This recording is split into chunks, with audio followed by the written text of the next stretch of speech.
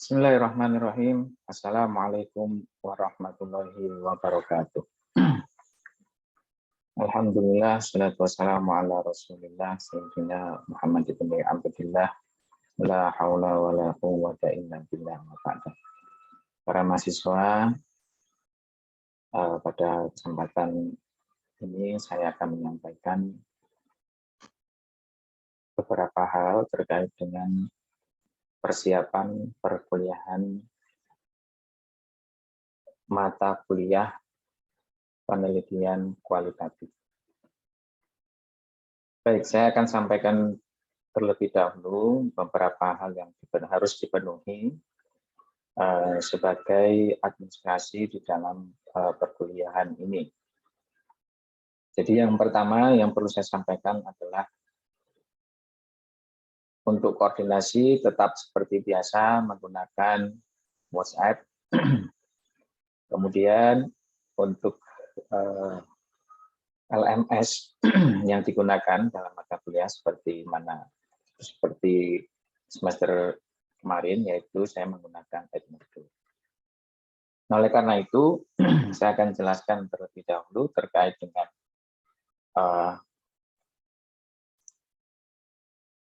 penulisan akun di dalam Edmodo. Memang ini harus saya rapikan. Jadi agar mahasiswa nanti memiliki akun yang memang sesuai dengan identitasnya. Ini untuk menghindari kasus-kasus yang terjadi pada semester kemarin, yaitu tidak terpenuhinya nilai, ya, utamanya nilai presensi. Nah, di sini karena yang pertama karena itu bisa terjadi karena memiliki double akun, ya. Kemudian yang kedua, akunnya memang tidak bisa dikenali. Kemudian yang ketiga, bisa jadi memang salah kelas, gitu ya. Nah, itu salah kelas. Baik, saya akan jelaskan dulu yang Edmodo, teman-teman. Saya sudah membuatkan kelas di Edmodo, ya. Jadi nanti untuk kode kelasnya akan saya share secara internal ke WhatsApp-nya atau ke grup WhatsApp WA-nya masing-masing kelas. Nah, ini yang perlu diperhatikan teman-teman. Jadi upayakan, ya, ini harus dipenuhi di dalam membuat akun, ya, nama akun yang ada di sini, nah seperti ini, itu harus mengikuti himbauan yang akan saya jelaskan berikut ini, ya. Jadi untuk nama akun itu diambilkan dari kata pertama dari nama pribadinya masing-masing. Jadi kata pertama, ya. Kalau misalnya hanya satu kata namanya, ya langsung saja diberikan. Ya. Nah, kemudian selanjutnya ada angka di belakangnya. Ini adalah angka presensi. Nah, sebagaimana kode kelas yang akan saya share, nomor presensi ini nanti akan saya sertakan di dalam WA, grup kelas masing-masing. Jadi sebelum teman-teman membuat akun, tolong diketahui terlebih dahulu nomor presensinya berapa, ya, sehingga dalam membuat akun nanti bisa langsung benar, gitu ya. Nah, ini yang perlu diperhatikan, ini untuk menghindari kasus-kasus seperti kemarin itu, ya, kesalahan nilai. Jadi ini adalah kata pertama dari namanya masing-masing. Kemudian diikuti dengan nomor presensi.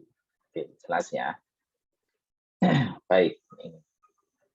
Nah, setelah itu bisa bisa diikuti perkuliahan yang ada di Edmodo itu. Oke. Dan jangan lupa password, ya, passwordnya mohon dicatat yang baik, yang rapi, yang suatu saat misalnya ada tidak bisa masuk akun atau HP-nya mengalami kendala, kerusakan misalnya, itu bisa dibuka kembali. Baik, ini terkait dengan Edmodo. Nah, selanjutnya saya akan jelaskan tentang RPS. Oke.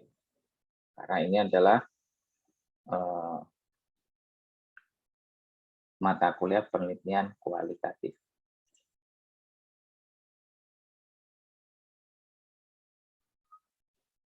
Baik, teman-teman. Nah, di sini ada beberapa hal yang perlu diperhatikan ya. Mata kuliah ini yang pertama adalah mata kuliah inti yang nantinya akan memandu teman-teman di dalam penulisan skripsi. Oleh karena itu, di sini tentu akan sangat dibutuhkan agar nanti mendapatkan kemudahan-kemudahan di dalam menyusun skripsi. Nah, kemudian yang kedua, mata kuliah ini nanti sifatnya itu teori praktik. Jadi sedikit teori, banyak praktik. Nah, karena ini adalah kualitatif, maka otomatis ada satu praktik yang terjun ke lapangan. Nah, tapi nanti tetap kita akan melihat kondisinya.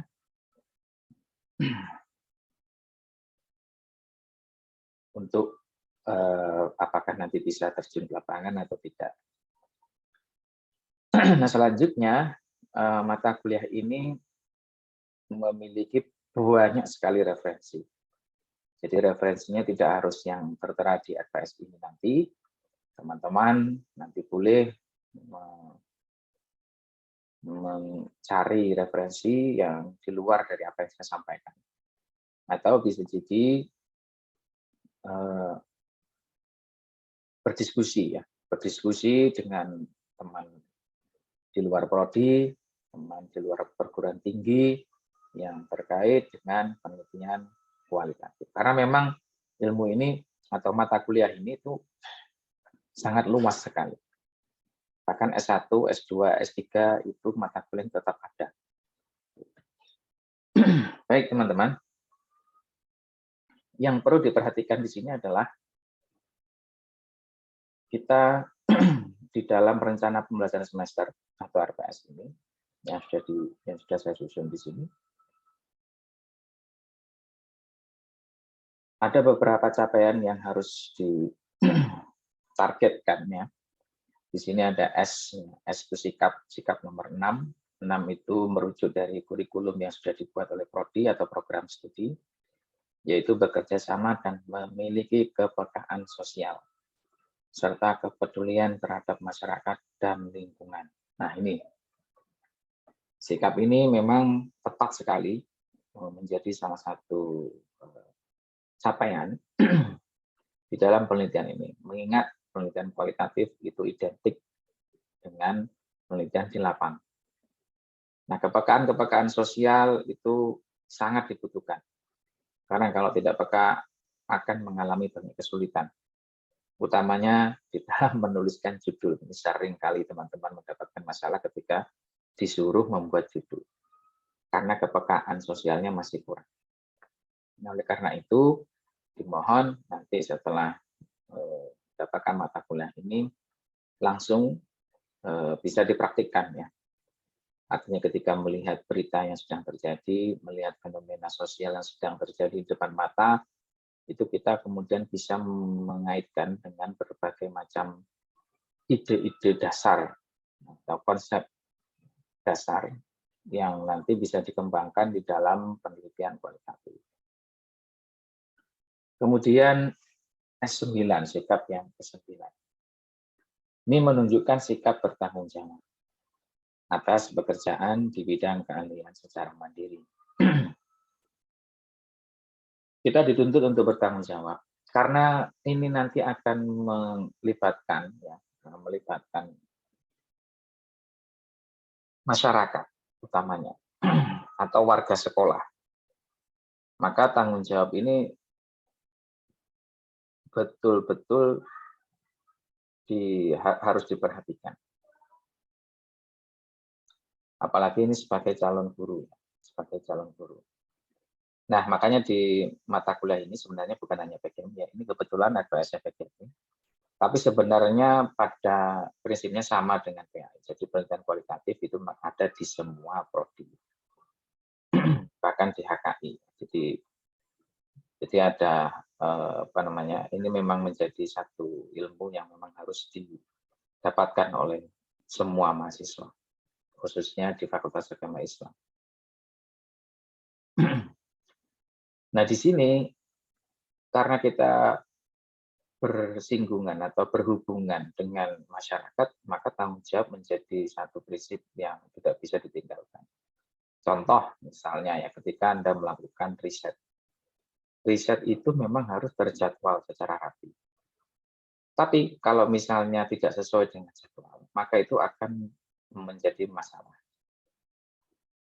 Jadi seolah-olah yang diteliti atau yang menjadi subjek penelitian itu merasakan ketidakkonsistenan atau inkonsistensinya peneliti. Nah, ini akan mempengaruhi proses pengambilan data. Oleh karena itu, teman-teman, banyak kasus ya. Jadi misalnya awalnya sudah minta izin ya, mau meneliti di sini Pak, dengan semangat luar biasa. Tapi ternyata lama nggak kembali gitu ya.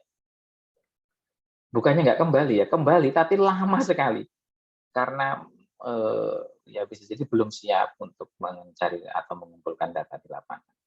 Setelah lama baru muncul itu, nah dengan kondisi yang lama dan muncul itu menjadi ada kesenjangan lagi akhirnya, kesenjangan yang tadinya erat akhirnya menjadi kesenjangan dan menjadikan hambatan dalam penelitian.